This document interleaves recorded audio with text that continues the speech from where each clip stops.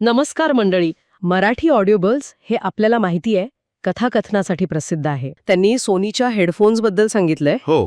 हे जे specific headphones आहेत ते म्हणे 360 डिग्री आणि डॉल्बी ॲटमॉस 3D टेक्नॉलॉजीला सपोर्ट करतात. हो, ही आजकालची नवीन टेक्नॉलॉजी आहे ऑडिओमधली. हे जे सोनी हेडफोन्स आहेत त्यांची बाजारातली किंमत साधारण 20,000 रुपये आहे. हो, महाग असतात चांगले हेडफोन्स. पण मराठी ऑडिओबल्सच्या प्रेक्षकांसाठी ते खास सवलतीच्या दरात उपलब्ध करून दिले जात आहेत आणि त्यांनी या ऑफरची लिंक डिस्क्रिप्शनमध्ये दिली आहे. आज आपण मुंबईच्या अगदी मध्यभागी असलेल्या कायम गजबजलेल्या एका जागेबद्दल बोलणार आहोत. हो, दादर स्टेशन. पण आज गर्दी किंवा लोकल ट्रेनची धावपळ याबद्दल नाही बोलायचंय. बरोबर आहे. आजचा विषय जरा वेगळा आहे. दादर स्टेशनशी जोडलेली एक थोडी गूढ आणि अनेकांनी न ऐकलेली अशी एक गोष्ट आपण उलगडणार आहोत. भीतीदायक अनुभव म्हणूया हवं तर. हो, आणि यासाठी आपण एका रेडिट पोस्टचा आधार घेतलाय. रेडिट म्हणजे तुम्हाला माहित असेलच एक ऑनलाईन प्लॅटफॉर्म आहे जिथे लोक आपले अनुभव शेअर करतात. अगदी. आपण 1995च्या सुमारास घडलेल्या एका घटनेचा तपशीलवार आढावा घेणार आहोत. राघव नावाचा एक RPF अधिकारी होता आणि त्याच्यासोबत दादर स्टेशन परिसरात काहीतरी विचित्र घडलं असं म्हणतात. आणि आपला उद्देश फक्त ही कथा सांगणं नाहीये, तर दादर सारख्या ओळखीच्या जागेचे काही अनोळखी पैलू समजून घेण्याचा प्रयत्न करणं आहे. कधी कधी नाही का वाटत आपल्याला की जे पाहिलं ते खरं होते की मनाचा खेळ. आजची चर्चा जरा याच धर्तीवरची आहे. विचार करा फक्त, रात्रीचे साधारण 3 वाजले आहेत. दिवसा माणसांनी फुललेलं दादर स्टेशन आता बरंच शांत आहे आणि अशा वेळी तुम्हाला कोणीतरी भेटतं. पण ते कोणीतरी नक्की कोण आहे? हेच खरं गूढ आहे. अनेकांना वाटेल की दादर स्टेशनवर असं काही होणं शक्यच नाही, म्हणजे तिथे तर कायम वर्दळ असते. हो ना, पण रात्रीच्या वेळी विशेषतः काही प्लॅटफॉर्म्सवर, जसा की प्लॅटफॉर्म नंबर 5, जिथे गाड्यांची ये-जा कमी होते, तिथे तुलनेनं शांतता असते आणि तिथेच काही कथा जोडलेल्या आहेत असं म्हटलं जातं. तर मग सुरुवात करूया या कथेच्या पार्श्वभूमीपासून. दादर स्टेशन म्हटलं की डोळ्यासमोर येते ती प्रचंड गर्दी, धावणारे लोक, सततच्या घोषणा. हे आपलं नेहमीचं चित्र. रात्रीचं चित्र थोडं वेगळं असू शकतं, विशेषतः मध्यरात्रीनंतर. हे आपल्याला शहरांमधल्या जागांकडे एका वेगळ्या नजरेने बघायला लावतं, नाही का? बरोबर. दिवसा गजबजलेलं ठिकाण रात्री कसं बदलून जातं. आणि प्लॅटफॉर्म नंबर 5 बद्दल हेच म्हटलंय. रात्री गाड्या कमी, लोक कमी आणि एक प्रकारची नीरव शांतता.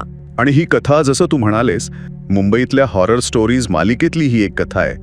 पण नेहमीच्या आरे कॉलनी किंवा मुकेश मिल्सच्या कथांपेक्षा वेगळी, काहीशा कमी ऐकलेल्या ठिकाणांची. आणि काळ आहे साधारण 1995चा. तर या कथेचा मुख्य पात्र आहे राघव. तो मूळचा नागपूरचा आणि तिथे RPF मध्ये कामाला होता. RPF म्हणजे रेल्वे प्रोटेक्शन फोर्स. हो, रेल्वे सुरक्षा दल. तर या राघवला ना रात्रीची ड्युटी करायची सवय होती, म्हणजे त्याला रात्री जागायला काही त्रास व्हायचा नाही.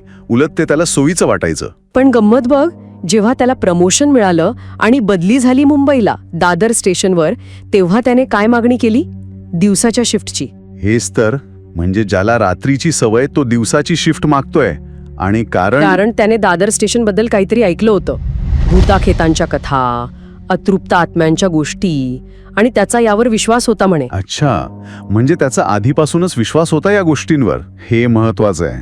सुरुवातीला त्याच्या वरिष्ठांनी फार मनावर घेतलं नाही त्याची मागणी, पण नंतर दिली त्याला दिवसाची शिफ्ट. तो राहायचाय तिथेच जवळ, रेल्वे क्वार्टर्समध्ये. पहिले 3 महिने त्याने दिवसाची शिफ्ट केली. अधूनमधून रात्री सहज चक्कर मारायला गेला स्टेशनवर, पण त्याला काहीच असामान्य जाणवलं नाही. मग त्याला वाटायला लागलं की आपण ऐकलेल्या गोष्टी निव्वळ अफवा आहेत, उगाच घाबरलो आपण. त्याचा जो सुरुवातीचा विश्वास होता तो थोडा कमी झाला. पण म्हणतात ना, शांततेनंतर वादळ येतं, तसंच काहीसं झालं. अनेक वर्ष रात्री जागल्यामुळे त्याला आता रात्री शांत झोप यायची नाही. एका रात्री असंच झालं. साधारण 3 वाजले असतील. झोप येईना. मग त्याने विचार केला, चला स्टेशनावर एक चक्कर मारून येऊया. रात्रीचे कर्मचारी कसे काम करतायत तेही बघता येईल. गेला तो स्टेशनवर. इतर प्लॅटफॉर्मवर तुरळक लोक होते. कोणी झोपलेलं, कोणी पहाटेच्या गाडीची वाट बघत बसलेलं.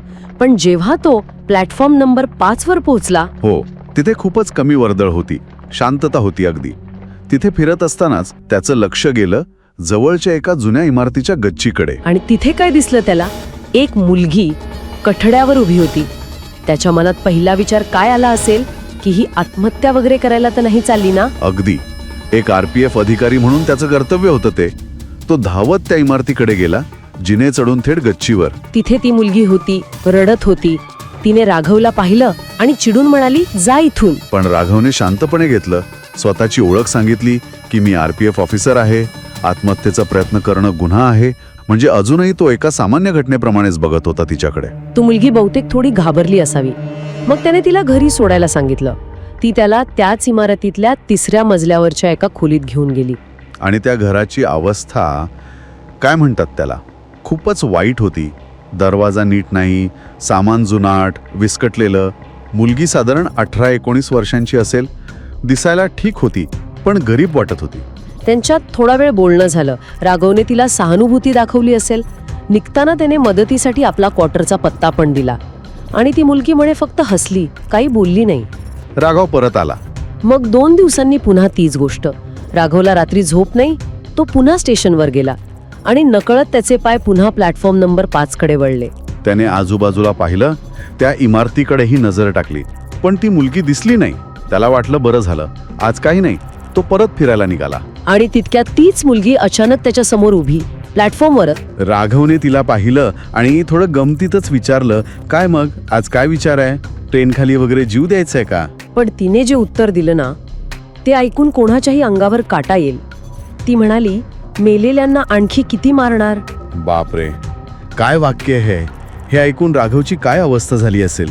पण आश्चर्य म्हणजे हे ऐकून तो घाबरून पळून नाही गेला.